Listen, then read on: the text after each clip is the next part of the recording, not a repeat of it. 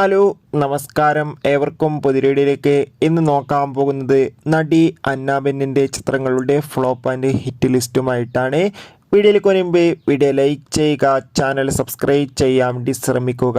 പട്ടികയിൽ ഒന്നാമത്തെ ചിത്രമാണ് 2019 പുറത്തിറങ്ങിയ ചിത്രമായിരുന്നു കുമ്പളങ്ങി നൈറ്റ്സ്. ചിത്രത്തിൽ ശ്രീനാഥ് ബാസി, സൗബിൻ, ഷെയ്ം നിഗം, അന്നാബെൻ തുടങ്ങിയ വൻ താരങ്ങൾ തന്നെ ഉണ്ടായിരുന്നു. ചിത്രം ബോക്സ് ഓഫീസിൽ വൻ ബ്ലോക്ക് ബസ്റ്റർ ആയിരുന്നു. ചിത്രത്തിന് ആകെ നേടിയെടുക്കാൻ വേണ്ടി സാധിച്ചത് 40 കോടി മുകളിൽ കളക്ഷനാണ്. രണ്ടാമത്തെ ചിത്രമാണ് 2019 പുറത്തിറങ്ങിയ ഹെലൻ എന്ന ചിത്രം. ചിത്രത്തിൽ ലാലും ഒരു പ്രധാന വേഷത്തിലെത്തിയിട്ടുണ്ടായിരുന്നു. ചിത്രം ഹിറ്റായിരുന്നു. 6 കോടി രൂപ കളക്ഷൻ നേടിയെടുക്കാൻ വേണ്ടി സാധിച്ചിട്ടുണ്ടായിരുന്നു. പട്ടികയിൽ മൂന്നാമത്തെ ചിത്രമാണ് ശ്രീനാഥ് ബാസി, റോഷൻ മാത്യു എന്നൊക്കെ പ്രധാന കഥാപാത്രങ്ങളായ ചിത്രമായിരുന്നു കപ്പേള. ചിത്രം 2020 OTT റിലീസായിരുന്നു ഉണ്ടായിരുന്നത്. ചിത്രത്തിന് ഒരു ആവറേജ് അഭിപ്രായം സ്വന്തമാക്കാൻ വേണ്ടി സാധിച്ചിട്ടുണ്ടായിരുന്നു. അടുത്ത ചിത്രമാണ് സണ്ണി വെയിൻ. അതോടുകൂടി തന്നെ അന്നാബെൻ എന്നൊക്കെ പ്രധാന കഥാപാത്രങ്ങളായി 2021 ആമസോൺ പ്രൈം വീഡിയോസിലൂടെ OTT റിലീസ് ചെയ്ത ചിത്രമായിരുന്നു സാറാസ്. ചിത്രത്തിന് ഒരു ആവറേജ് അഭിപ്രായം സ്വന്തമാക്കാൻ വേണ്ടി സാധിച്ചിട്ടുണ്ടായിരുന്നു.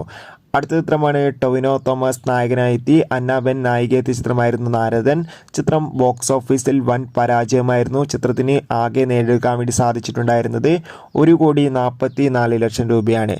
അടുത്തൊരു ചിത്രമാണ് റോഷൻ മാത്യു, അതോടുകൂടി അന്നാബെൻ എന്നൊക്കെ പ്രധാന കഥാപാത്രങ്ങളായിട്ട് നൈറ്റ് ഡ്രൈവ്.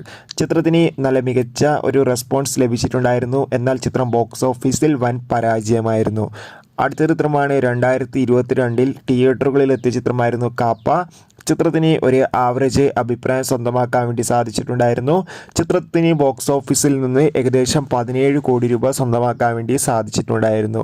അടുത്ത ചിത്രമാണ് 2023 പുറത്തിറങ്ങിയ ത്രിശങ്കു. ചിത്രത്തിൽ അർജുൻ അശോകനായിരുന്നു നായകനെത്തിയിട്ടുണ്ടായിരുന്നത്. ചിത്രം വൻ പരാജയമായിരുന്നു. എന്നാൽ ചിത്രം ഒരു മികച്ചൊരു കോമഡി എൻ്റർടൈൻമെൻ്റ് ആണ്. എന്നാൽ ചിത്രത്തിന് കാര്യമായ കളക്ഷനൊന്നും സ്വന്തമാക്കാൻ വേണ്ടി സാധിച്ചില്ല.